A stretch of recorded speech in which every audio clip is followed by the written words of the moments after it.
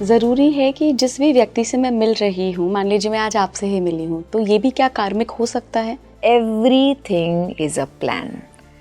अब कर्मा का मतलब ये है कि कुछ एक्सपीरियंसेस में इम्बैलेंस है, कुछ एक्सपीरियंसेस बाकी हैं, कुछ लेना देना बाकी है। सोलमेट का रिलेशनशिप भी कार्मिक, ट्विन फ्लेम का रिलेशनशिप भी कार्मिक, हर एक इंटरैक्शन कार्मिक। मान लीजिए आपके सोल ने वो पर्पस ही चुना था, आपका वो कॉन्ट्रैक्ट ही था, अब मैं सीखूं क्या इसमें? अब आपका जो पार्टनर है वो आपको बार बार रिजेक्ट कर रहा है और आप पूछ रहे मैं सीखूं क्या? आपको ये सीखना है कि आपको इंडिपेंडेंट बनना है भाई। क्या टॉक्सिक रिलेशनशिप्स जो होते हैं जी, वो भी कहीं ट्विन फ्लेम जर्नी हो सकते हैं, सोलमेट जर्नीज भी हो सकते हैं। पता कैसे लगाएंगे ये ट्विन फ्लेम है? देखिए, ट्विन फ्लेम की जर्नीज इतनी कॉमन नहीं होती, ठीक है, और ट्विन फ्लेम की जर्नीज में लॉजिक नहीं चलता।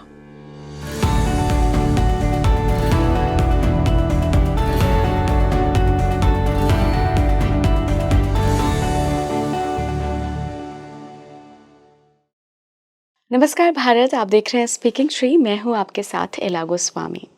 देखिए, ट्विन फ्लेम, सोलमेट, कार्मिक रिलेशनशिप्स पे आज हमने बात करी है। जो मेरे साथ एक्सपर्ट जुड़े हैं उन्होंने सारी चीज़ों को डीपली बताया है कि डिफरेंट क्यों मानी जाती हैं ये। कई बार हमें कन्फ्यूजन हो जाता है कि जो मेरा सोलमेट है या मेरी सोलमेट है वही मेरा ट्विन फ्लेम है। तो आखिर ये ट्विन फ्लेम क्या है, क्यों इनको मास्टर सोल्स कहा जाता है, कौन सी ऐसी आत्माएं होती हैं जो ट्विन फ्लेम की कैटेगरी में आ पाती हैं? ट्विन फ्लेम जर्नी इतनी ज़्यादा मुश्किल क्यों होती है, चैलेंजेस से भरी क्यों होती है, हमारे लिए क्या लाइफ लेसन है, सब पर आज बात होगी। मेरे साथ बहुत ही खास मेहमान जुड़ रही हैं। काव्यल सिधानी जी का स्वागत करना चाहूँगी। बहुत बहुत स्वागत है मैम आपका स्पीकिंग श्री पर। Thank you for having me. Kavyal ji, आज हम twin flame, soulmate, karmic relationship सब पर बात करेंगे। तो सबसे पहले मैं जानना चाहूँगी कि जिसको लोग ट्विन फ्लेम कहते हैं, समझते हैं, वो आखिर है क्या? जब एक ही सोल, एक आत्मा जो होती है, जब एक सोल दो में स्प्लिट हो जाती है और मेरा ही बिछड़ा हुआ भाग जब मुझे वापस मिलता है, तब हम उसे ट्विन फ्लेम कहते हैं। अब ये सोल क्यों स्प्लिट होती है? क्योंकि हमको इवॉल्व होने की घाई है, हमको मल्टीटास्किंग करनी है। बहुत सारे लेसन्स हैं जब हम जन्म लेते हैं ये सोच के कि हमें अबंडेंस भी सीखना है, प्यार भी सीखना है, सैक्रिफाइस भी सीखना है, कमिटमेंट भी सीखना है। तो अगर इतनी सारी चीज़ें सीखनी हैं तो शायद 200-500 जन्म लेने पड़े, क्योंकि हम लोग 100 बार गिरेंगे, वापस उठेंगे, वापस जन्म लेंगे। तो इन लेसन्स को स्पीड अप करने के लिए एक ही सोल दो में स्प्लिट होता है। अच्छा, इट्स लाइक दिस। कोई बैंकॉक गया हुआ है, उनको शॉपिंग करनी है, 2 घंटे का टाइम है, तो हस्बैंड वाइफ बोलेंगे ना, तू इस तरफ जा, मैं यहाँ जाती हूँ, तुझे जो यहाँ से मिले तू यहाँ से ले ले, मैं यहाँ से ले लेती हूँ। It's just like that. लेकिन क्योंकि ये दोनों हिस्से एक ही सोल का भाग है, तो जब वो एक दूसरे को मिलते हैं ना, तो वो फेमिलियरिटी जो है वो इतनी पावरफुल होती है, मैग्नेटिक होती है, that it is very hard to resist. वो दोनों एक दूसरे को इग्नोर नहीं कर पाते। मैम, यहाँ पे एक सवाल ये भी उठता है कि ये कौन से जन्म में अलग हुए हैं, क्योंकि आपने बताया कि एक ही सोल के 2 पार्ट हो गए हैं, because of course life purpose पूरे करने हैं जल्दी। तो ये कैसे पता लगाएं, क्या ये मास्टर सोल्स होती हैं, इतनी एनलाइटेंड होती हैं कि ये कर पाती हैं कि मैं अपने लेसन्स 2 सोल्स में डिवाइड होके पूरे करूं? बिल्कुल। जैसे स्टूडेंट्स होते हैं और students pre primary, primary, secondary, PhD levels पे होते हैं, वैसे सोल्स भी कुछ नए सोल्स होते हैं, कुछ पुराने होते हैं। तो जो नए नए सोल्स होते हैं ना, उनको शाइनी ऑब्जेक्ट सिंड्रोम बोलते हैं, कि जो भी चमकीला दिखता है पहले वो एक्सपीरियंस करना है। अगर आप किसी बच्चे को लेके जाते हैं तो दुकान में जो सबसे बड़ा टेडी बेयर है उस पे उंगली डालेंगे। वैसे ही जो नए सोल्स हैं जो अभी अभी अर्थ स्कूल पे आए हैं, इसको एक्सपीरियंस कर रहे हैं, तो सबसे पहले उन्हें फेम, मनी, सेक्स, रिलेशनशिप्स, उनका ध्यान यहाँ रहता है कि ये फटाफट से एक्सपीरियंस कर लें। लेकिन जो ओल्ड सोल्स हैं, जिन्होंने एक्चुअली काफ़ी जन्म लिए हुए हैं, अब उनको समझ में आता है कि जो सोल का मेन पर्पस है वो कंट्रीब्यूशन है, कि मैं अपने प्रेजेंस से दुनिया में औरों की लाइफ कैसे बेटर करूं, कैसे वापस दूं उनको जो इस अर्थ स्कूल ने मुझे दिया है, how do I give back. सिर्फ जो एक्सपीरियंस सोल्स हैं उन्हें ही घाई लगी रहती है कि नहीं अब जल्दी जल्दी करते हैं। जो नए नए सोल्स हैं, you will not see twin flame connections there because they are more selfish in nature, अपने बारे में सोचते हैं। ट्विन फ्लेम्स की जर्नी बहुत मुश्किल होती है, ना हर एक को ट्विन फ्लेम मिलता है क्योंकि it is up to our free will, हमारी मर्जी है खुद की कि मुझे अब यहाँ पे मेरे सोल से सेपरेट होना है या नहीं होना। तो ऐसा ज़रूरी नहीं है कि हर एक इंसान को अपना अपना ट्विन फ्लेम मिले, दे हैव नॉट सेपरेटेड। लेकिन अगर आपको आपका ट्विन फ्लेम मिलता है तो वो जर्नी ना सिर्फ पेनफुल रहती है, वो आपको बहुत ज़्यादा ट्रिगरिंग जर्नी रहती है। सेपरेशन उसमें गारंटीड है, गारंटीड, क्योंकि अगर दोनों ट्विन फ्लेम्स मिल गए तो अपने आप में ही उनको इतना सेटिस्फैक्शन हो जाता है कि वो अपने सारे लेसन्स भूल जाते हैं। अगर आप अपने बेस्ट फ्रेंड को मिले हैं बहुत टाइम के बाद तो वक्त का तकाजा भूल जाते हैं ना। बिल्कुल। In the same way lessons तो हमको पूरे करने ही है। तो ट्विन फ्लेम आके भी इतनी मुश्किलें पैदा करता है कि आप दोनों बिछड़ने का डिसीजन ले लेते हैं या नेचर ऐसा कुछ करेगी कि आप ना रह पाए साथ में। तो जब लोग बोलते हैं ना I am waiting for my twin flame, मैं बोलती हूँ मत मांगो ट्विन फ्लेम की जर्नी, क्योंकि वो बहुत पेन देके जाएगी आपको। तो एक सवाल इसमें मेरा ये भी है कि कोई ट्विन फ्लेम है, अगर मान लीजिए उन्होंने अपने सारे लेसन्स पूरे कर लिए, दोनों फ्लेम्स ने अलग अलग, तो क्या उन्हें मोक्ष मिल जाएगा? वेरी लाइकली, या ये भी पॉसिबल है कि अब कुछ नए लेसन्स हैं जो उनको सीखने हैं। लेकिन ये जो हम मोक्ष की बात करते हैं ना, इमेजिन करिए at this point in our consciousness जितने सोल्स हैं, शायद हम सब we are possibly between our 200th and 300th lifetime. तो ये जो मोक्ष है वो इतना आसान नहीं है क्योंकि हर एक जन्म में हमारे अटैचमेंट्स होते हैं, डिटैचमेंट्स होते हैं। सोल की अवेयरनेस एक अलग चीज़ है और जो ह्यूमन बीइंग की अवेयरनेस है वो अलग चीज़ है। ह्यूमन बीइंग के वीकनेसेस भी होते हैं, इमोशंस भी होते हैं, हम हमारे इमोशंस में फंसते भी हैं, अटैचमेंट्स में फंसते हैं। किसी ने हमें बहुत दुख पहुंचाया तो एक रेज, एक रिवेंज भी रहता है कि मैं ऐसे नहीं छोड़ूंगा। तो अब हमारा लेसन सीखने के बदले हम रिवेंज मोड में उतर जाते हैं कि मैं इससे कैसा बदला ले लूं, इससे कैसे अपना हिसाब पूरा करूं। अब हम हमारा रास्ता खो गए।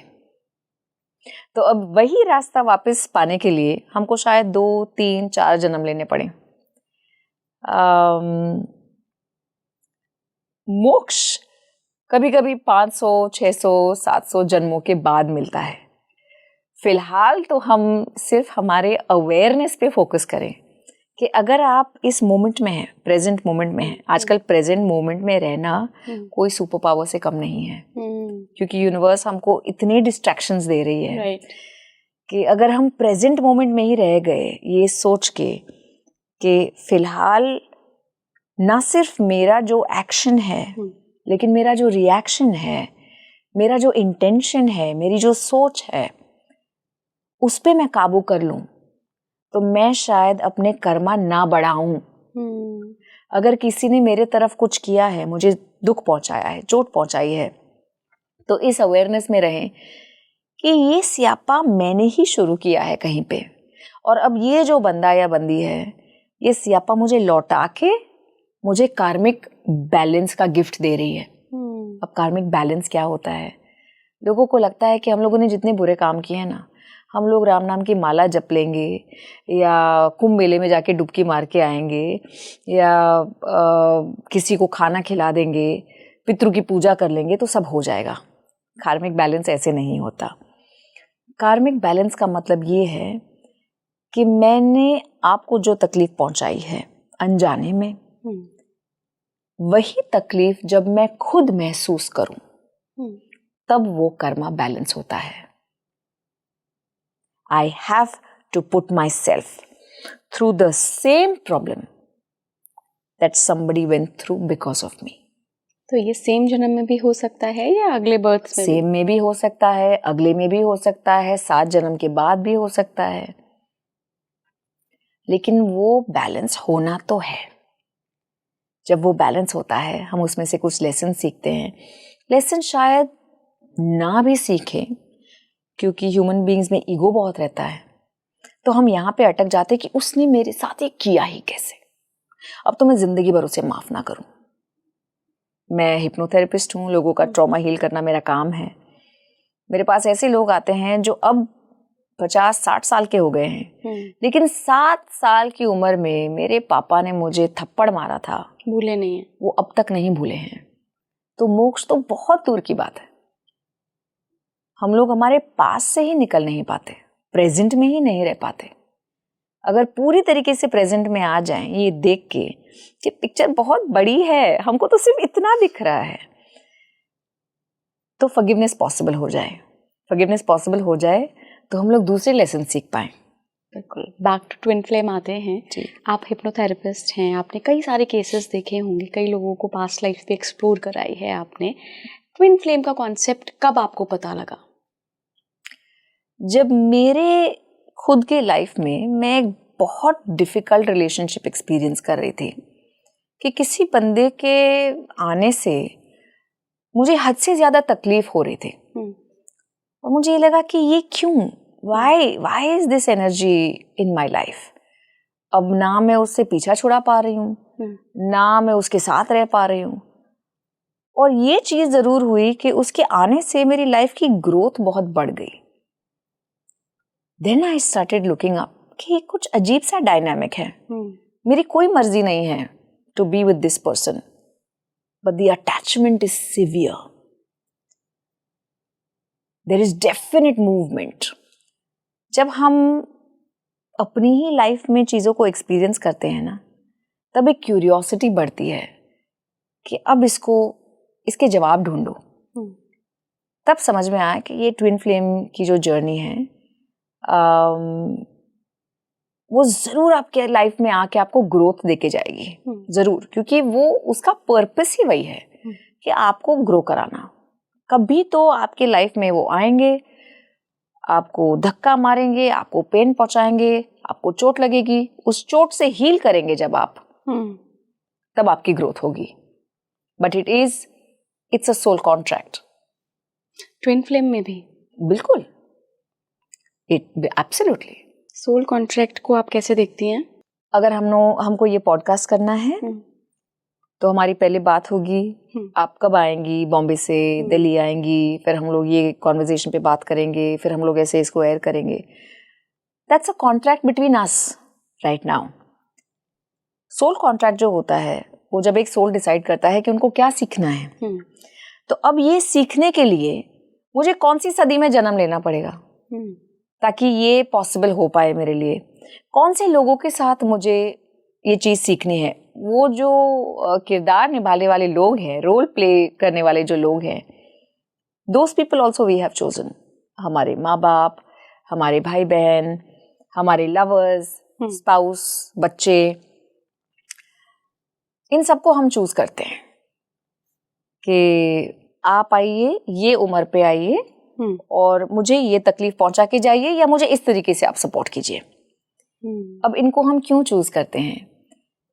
क्योंकि बहुत सारे लाइफ टाइम्स में इन्होंने शायद हमारा ध्यान रखा है. तो अब हमें भी एक अपॉर्चुनिटी मिलती है कि इस जन्म में जब आप मेरी मम्मी बन के आएंगी ना, और जब आप बीमार होंगी, तो वही प्यार, वही दुलार, वही केयर मैं आपको रिटर्न कर पाऊंगी. तो ये हमारा कार्मिक बैलेंस हो जाएगा. लेकिन आप अब्यूजिव भी होंगी, आप नार्सिसिस्टिक भी हो सकती हैं, और क्योंकि आप ऐसा किरदार निभाएंगी, तो मैं अपने लेसन सीखूंगी बाउंड्रीज के. तो हम दोनों का काम हो जाएगा. सोल कॉन्ट्रैक्ट्स में मेरी जिद नहीं चल सकती कि नहीं आप आएंगी ही आएंगी. सामने वाला मना भी कर सकता है. अच्छा. कि नहीं, ये रोल मुझे पसंद नहीं, ये स्टोरी मुझे पसंद नहीं, मुझे इस मूवी में एक्टिंग नहीं करनी, या मेरी जो इसके पहले की लाइफ टाइम थी वो बहुत हैवी थी, अब मुझे रिलैक्स करना है, अब मुझे कुछ टाइम तक जन्म नहीं लेना है, लेकिन मैं शायद 2 जन्म के बाद वापस तुम्हें मिलूंगी। बकायदा एक कॉन्ट्रैक्ट रहता है, एक अंडरस्टैंडिंग रहती है कि ठीक है, तुम्हारे ग्रोथ के लिए कुछ भी, क्योंकि सोल वर्ल्ड पे सिर्फ प्यार है। सोल वर्ल्ड पे लव, सपोर्ट के अलावा और कोई इमोशंस नहीं है। वो सारे इमोशंस जो है वो ह्यूमन रियल्म में है। मैम यहाँ पे एक क्वेश्चन ये भी आता है कि ट्विन फ्लेम, आपने बोला कि एक तरीके से एलिवेटेड सोल्स होती हैं, ट्विन फ्लेम भी अपनी फैमिलीज चूज करती हैं, और क्या ये भी पाथ चूज करती हैं कि मैं इस लाइफ टाइम में अपनी दूसरी फ्लेम से मिलूंगी या मिलूंगा? हाँ बिल्कुल, it is a conscious decision. लेकिन जो भी ट्विन फ्लेम की जर्नी चूज करता है, वो ट्विन फ्लेम की जर्नी में फियर आता है बहुत ज्यादा। उनको पता है कि ये जर्नी बहुत ज्यादा चैलेंजिंग होगी, बहुत चैलेंजिंग होगी। लेकिन एक खूबसूरत बात मैं आपको बताऊं, only the most courageous souls will choose a lifetime of fear. जो सबसे बलवान होते हैं, सबसे मैच्योर्ड होते हैं, वो सबसे डिफिकल्ट लाइफ टाइम्स चूज करते हैं। क्योंकि एक डिफिकल्ट लाइफ टाइम चूज करना किसी नए सोल का काम नहीं है। राइट। दे नो समवेयर कि इतना तो एक्सपीरियंस है कि जब ये चैलेंज मेरी लाइफ में आएगा तो मैं टूटूंगी, बिखरूंगी, लेकिन इसे पार कर लूंगी। They choose it. क्या टॉक्सिक रिलेशनशिप्स जो होते हैं जी, वो भी कहीं ट्विन फ्लेम जर्नी हो सकती हो सकते हैं, सोलमेट जर्नीज भी हो सकते हैं। पता कैसे लगाएंगे ये ट्विन फ्लेम है? देखिए, ट्विन फ्लेम की जर्नीज इतनी कॉमन नहीं होती, ठीक है, और ट्विन फ्लेम की जर्नीज में लॉजिक नहीं चलता। जैसे आप शादीशुदा हैं, आपको पता है कि मुझे ये रिलेशनशिप में इंडल्ज नहीं करना, तो एक बाउंड्री आप बना सकते हैं ना। ट्विन फ्लेम की जर्नी में आप वो बाउंड्री नहीं बना सकते, वो आपको मजबूर कर देता है। It will bring you to your knees. Okay, इतना उसमें पेन होता है कि आपको लगेगा कि नहीं ठीक है, मैं घर बार सब कुछ छोड़ने को तैयार हूँ, मैं इसके लिए दुनिया लुटाने को तैयार हूँ, but I want to be with my twin flame. जो सोलमेट की जर्नी होती है उसमें लॉजिकल डिसीजन रहता है कि भाई मुझे तो पैसा कमाना है बहुत ज्यादा, और ये भाई साहब को तो साधु बनना है। मतलब शायद हम लोग बैलेंस कर पाए एक दूसरे को कि मैं उसको सपोर्ट कर लूं, क्योंकि मुझे बहुत सारा कर्म उनको देना है वापस। उन्होंने किसी और लाइफ टाइम में मेरा ध्यान रखा था, तो ठीक है इस बार फाइनेंसेस मैं संभालूंगी, लेकिन फिर अगर वो मुझे छोड़ के चले गए तो दिमाग एक तरीके से काम करता है। You have free will that you can decide. Twin flame की जर्नी में ना वो कंट्रोल ही छूट जाता है आपके हाथ से, बौखला जाते हैं आप कि मेरा लॉजिक, मेरे दोस्त, मेरी फैमिली सब मुझे वार्न कर रहे हैं कि ये तेरे लिए नहीं है। शायद मेरा ट्विन फ्लेम भी मुझे वार्न कर रहा है, मेरा दिमाग क्यों नहीं चल रहा, मुझे इसके अलावा कुछ दिखता क्यों नहीं, मुझे इसके अलावा कोई सोचता क्यों नहीं। तो कहीं अगर आपका ट्विन फ्लेम आपको मिल गया ना, तो आपकी जिंदगी रुक सी जाएगी और आपके लेसन अधूरे रह जाएंगे। फिर वापस आपको दोबारा जन्म लेना पड़ेगा कि यार जो लेसन मैं अधूरे छोड़ के आया वो सिलेबस तो पूरा करना है। तो ना मिले ज्यादा बेहतर, वो ना मिले वो ज्यादा बेहतर। ये मैं पहली बार सुन रही हूँ जी।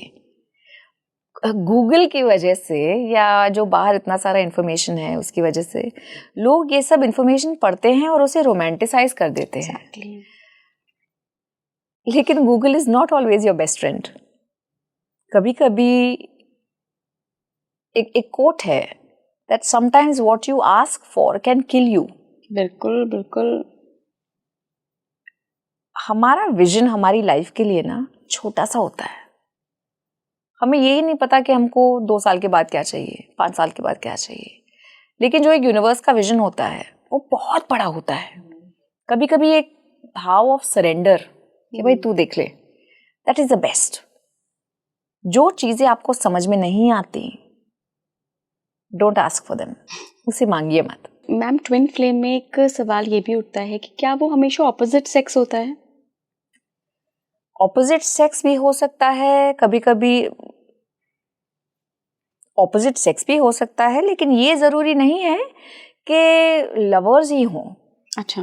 मदर डॉटर, ब्रदर्स, किसी भी रूप में आ सकते हैं, लेकिन उनकी अटैचमेंट बहुत ज्यादा बनी रहेगी एक दूसरे के साथ। अगर मदर डॉटर भी है तो आप ये देखेंगे कि शायद साथ में रह के एक दूसरे को सिर्फ परेशान करें, लेकिन अगर घर से बाहर निकल गए दोनों में से कोई भी एक, तो उनका दिमाग चलना बंद हो जाएगा।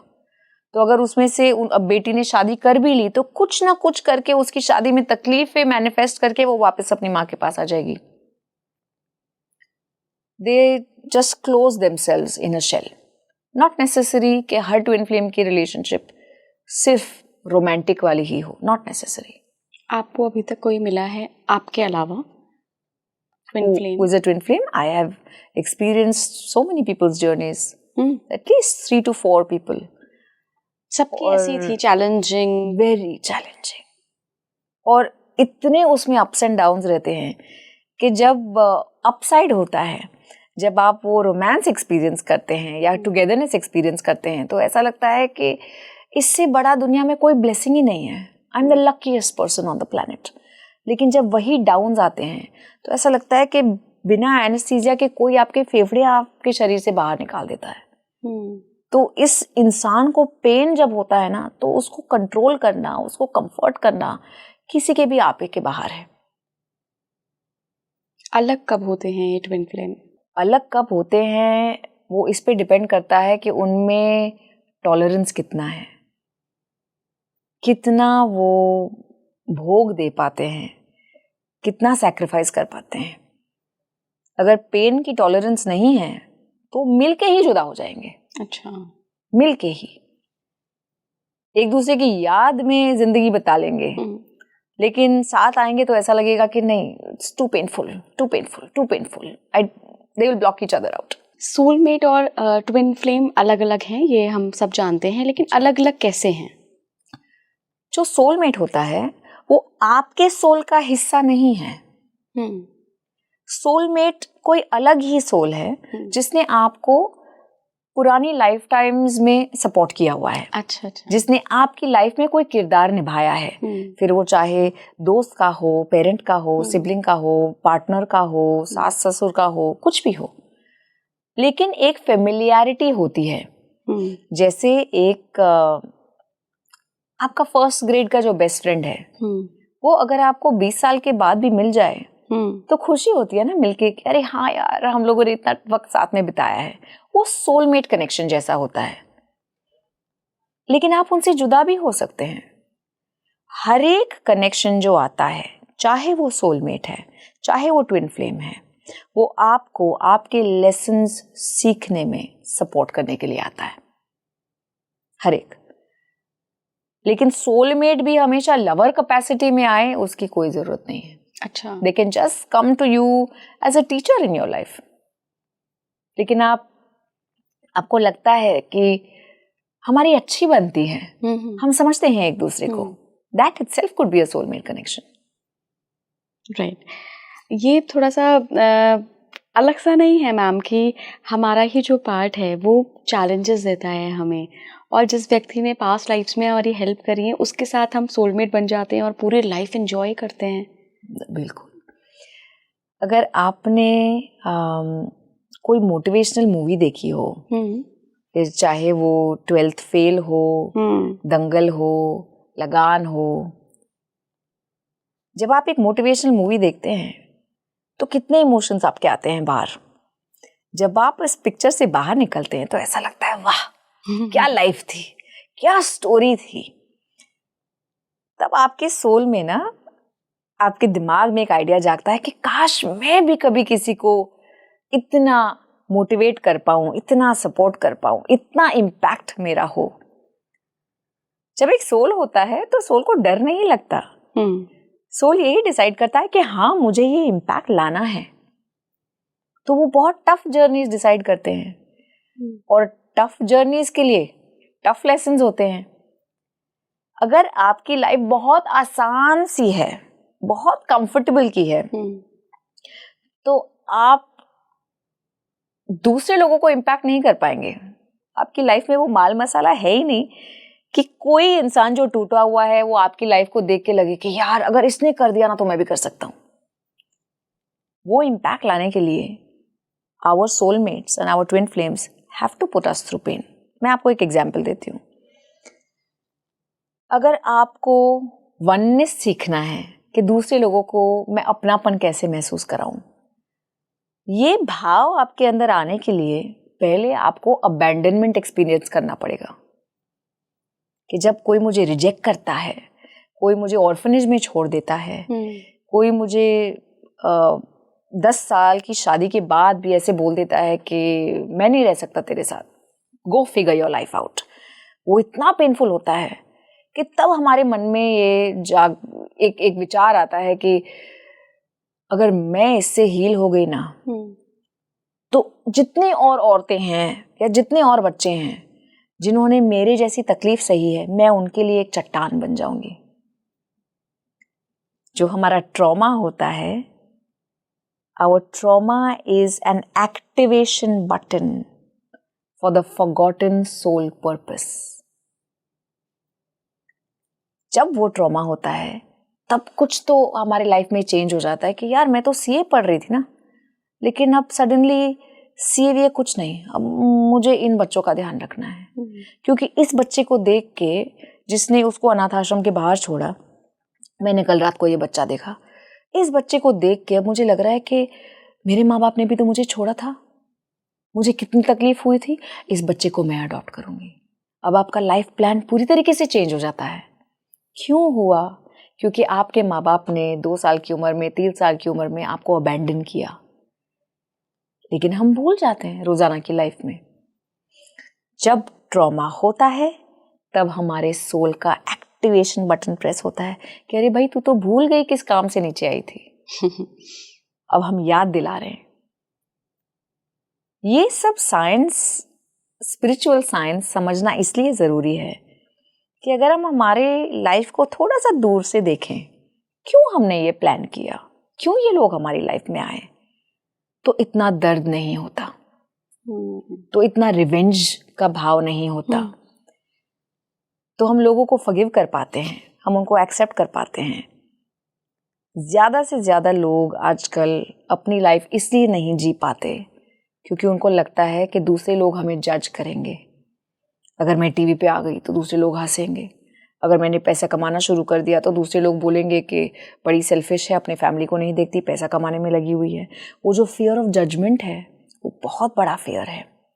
लेकिन जब हम ये समझ जाएं कि फियर अगर आया है तो इसलिए आया है कि मैं इस फियर को फेस करूं और इसमें फियर को साफ करूं, फिर मैं आगे बढ़ूंगी। जब आप अपनी लाइफ को ऐसे देख सकते हैं that every emotion is playing a very important part in your life, आप ब्लॉक नहीं होंगे, आप अपने ट्रॉमास को भी गले लगाएंगे, आप एडवांस में थैंक यू बोलेंगे। जब मेरे लाइफ में कोई तकलीफ होती है तो मैं बाथरूम में रोती हूँ बहुत ज्यादा, अपने आप को अंदर बंद करके, और मैं भगवान से लड़ती हूँ कि तुम भैया जो भी कर रहे हो ना मुझे अच्छा नहीं लग रहा लेकिन thank you in advance, thank you in advance. ये शायद मुझे अभी नहीं समझ में आ रहा है कि मेरे साथ अभी क्यों हो रहा है, शायद 5 साल के बाद समझ आए, शायद 15 साल के बाद समझ आए, but thank you in advance. थोड़ा सा अपनी लाइफ को दूरी से देखने से एक फेथ बिल्ड होता है। जिसके पास फेथ है उसकी लाइफ आसान हो जाती है, जिसके पास फेथ नहीं है उनको लगता है कि मेरी पूरी जिंदगी मुझे अकेले अकेले निभानी है, सब कुछ अकेले ही करना है। वो इंसान की लाइफ बहुत डेंजरस हो जाती है, बहुत डिफिकल्ट हो जाती है। अच्छा मैम, ये सोलमेट्स जो होते हैं ये कितने जन्मों तक साथ रहते हैं? सोलमेट्स कितने जन्मों तक साथ रहते हैं वो सोलमेट्स के ऊपर डिपेंडेंट है। It is dependent on their soul contract. अच्छा, आपने मुझे आके 1000 रुपए दिए, मुझे वो 1000 रुपए आपको लौटाने हैं। चाहे मैं आपको 20-20 रुपए की किश्तों में लौटाऊं, चाहे 1000 रुपए एक साथ देके जाऊं, वो मेरा डिसीजन है। लेकिन जब तक मैंने आपको आपके 1000 रुपए नहीं लौटाए तब तक मुझे आपसे रिश्ता बनाए रखना पड़ेगा। जब आपने मुझ तक जो किया हुआ कर्मा है, जब मैंने वो बैलेंस कर लिया, सोल कॉन्ट्रैक्ट खत्म हो सकता है, रिन्यू भी हो सकता है, क्योंकि अब एक सोल की भी एक अंडरस्टैंडिंग हो चुकी है। तो हम वही सोल्स को वापस चूज करते हैं that I really like your father energy, आपने मेरे पापा बन के ना बहुत अच्छा रोल निभाया है, फिर से आ जाइए प्लीज, इस बार मेरा बेटा बन के आइएगा, लेकिन क्योंकि आपने मुझे जितना पैम्पर किया है ना, अब मैं आपको पैम्पर कर पाऊं। और फिर जब दोनों को लगता है कि हम लोगों ने एक दूसरे को इनफ पैम्पर कर लिया, अब मुझे कोई और लेसन सीखना है, तुम्हें कोई और लेसन सीखना है, लेकिन मुझे वो वाला लेसन नहीं सीखना, तो ये वाला तुम अकेले कर लो, फिर दोबारा मिलेंगे। It's up to the souls.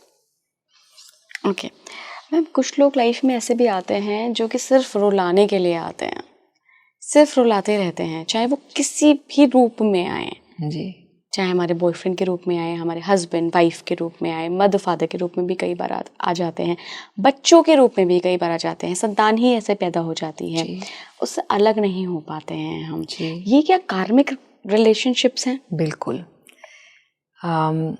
हमारी कोई भी lifetime as a victim शुरू नहीं होती।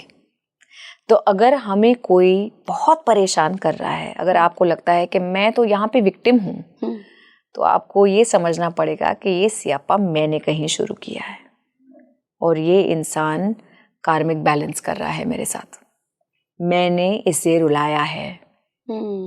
अब ये जब मुझे रुला रहा है, तो मैं इस सिचुएशन को रिस्पॉन्ड कैसे करूं? लाइफ है ना, it is not so much about what happens to us, life is more about my response और my reaction of what is happening to me. आपने ये एक्सपीरियंस किया होगा कि जब किसी के साथ झगड़ा होता है तो झगड़े का मुद्दा बहुत छोटा सा होता है, लेकिन रिएक्शन कितना बड़ा होता है। रिएक्शन कितना बड़ा होता है। फिर झगड़ा एक्सटेंड हो जाता है क्योंकि तुमने मुझसे ऐसे बात ही कैसे की, तुमने मुझे ये बोला ही कैसे। अगर मैं 4 दिन के बाद पूछूं कि झगड़ा किसके बारे में था, तो बोलेंगे क्या पता किसके बारे में था, हुई थी छोटी सी बात। हमारे रिएक्शन की वजह से वो कर्मा बढ़ गया, हमने भी उनको पेन पहुंचाया, उन्होंने भी हमको पेन पहुंचाया। जब सामने वाला आपको आके रुलाता है, अगर आप ये जान लें, हाँ ये कार्मिक बैलेंस है, ये कार्मिक बैलेंस है, और मैं अब और केरोसिन नहीं डालूं इसमें, क्यों मुझे रुला रहे हो, समझ में नहीं आता तुमको, ऐसे कैसे कर सकते हो। When you can reduce your response to it, तो यही कर्मा फटाफट खत्म हो जाएगा। लेकिन अगर आपने भी उसमें मिर्ची मसाला डाला, उससे मुझे रुलाया मैं भी रुलाऊंगी, उससे मुझे परेशान किया मैं भी करूंगी, यही कर्मा 200 साल चलेगा। It's up to you.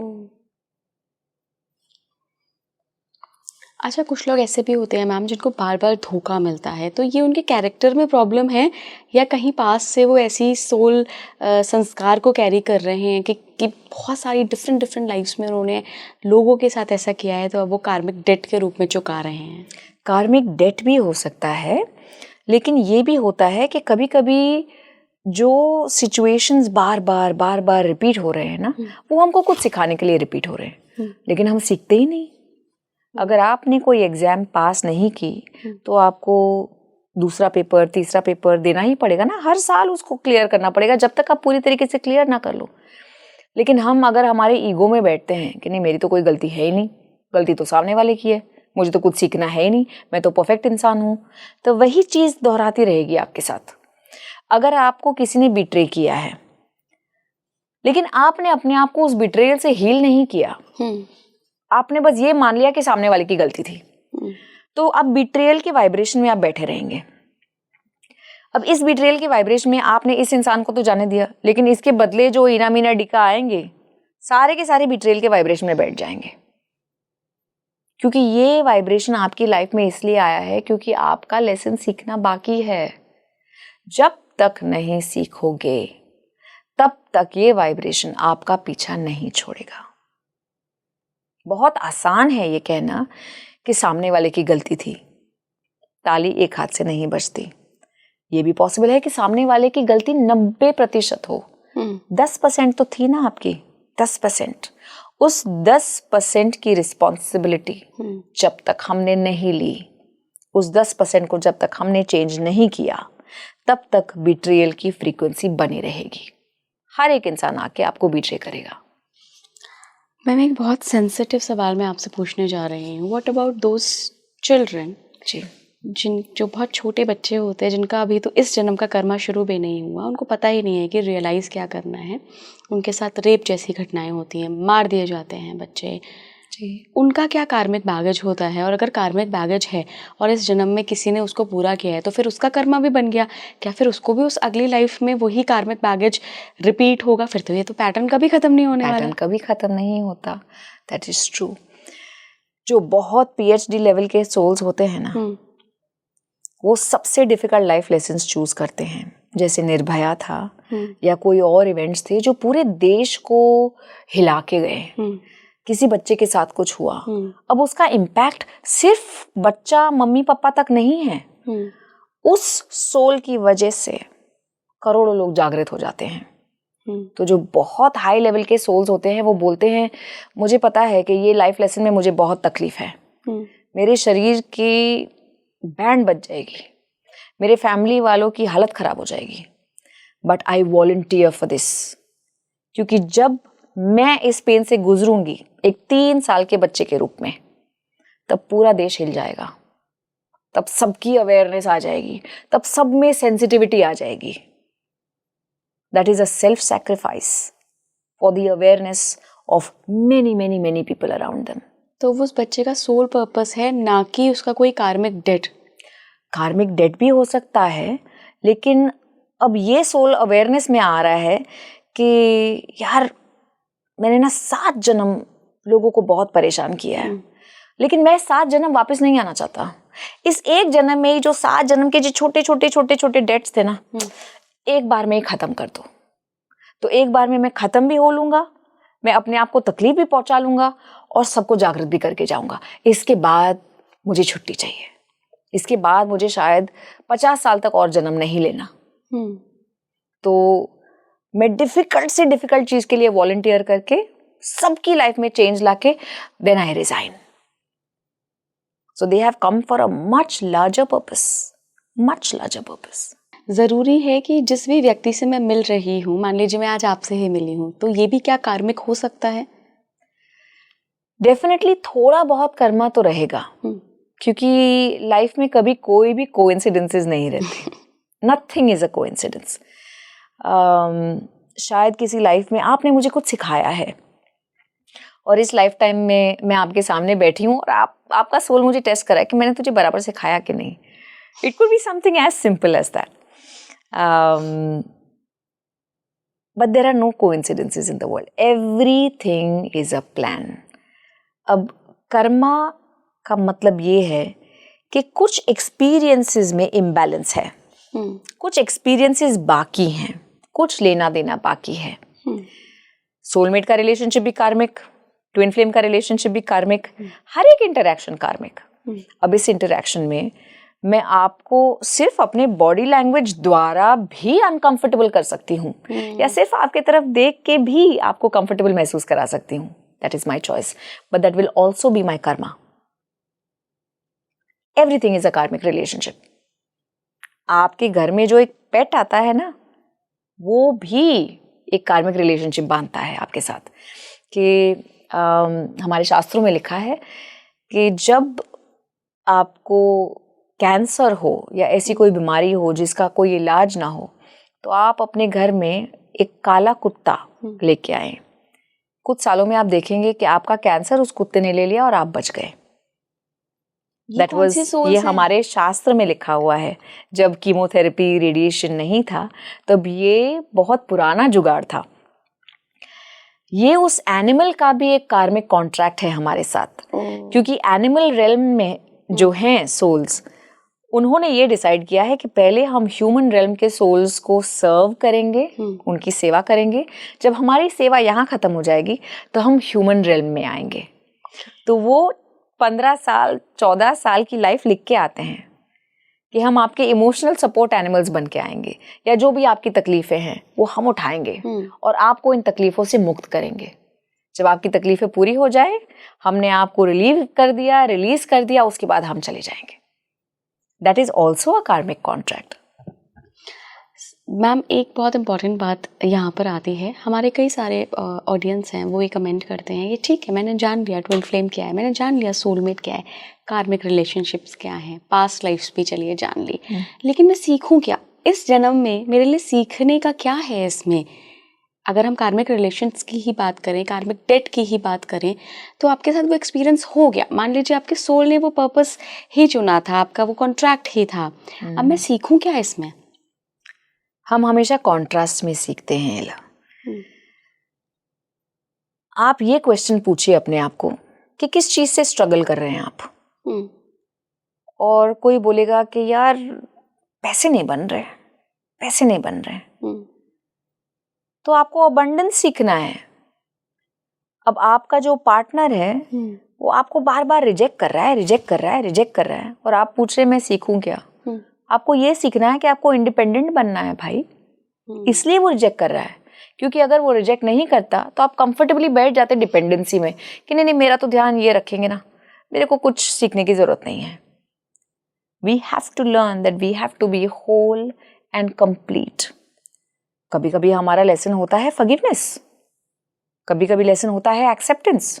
Ask yourself where am I getting stuck. उस हिसाब का प्रॉब्लम आपकी लाइफ में आएगा। अगर आपको किसी बॉयफ्रेंड ने बिट्रे किया है, आपके हस्बैंड ने बिट्रे किया है और आप बस 10 साल से लगी हुई हैं, अगर उसने वो नहीं किया होता तो मेरी लाइफ बड़ी अच्छी थी, अगर उसने वो नहीं, उसने मेरी लाइफ बर्बाद कर दी। आहा, विक्टिम जोन में बैठे हो। क्या सीखना है? एक्सेप्टेंस सीखना है, फॉरगिवनेस सीखना है, मूव ऑन करना सीखना है। Wherever you are stuck, your lesson is right there. ये लेसन हम सीखेंगे भी या नहीं, क्या ये भी सोल कॉन्ट्रैक्ट का हिस्सा होता है? जैसे हम नहीं, सोल ने ऑलरेडी डिसाइड किया हुआ है कि ये तो सीखना है। ह्यूमन रेल्म में आके हम भूल जाते हैं कि सोल ने क्या डिसाइड किया था।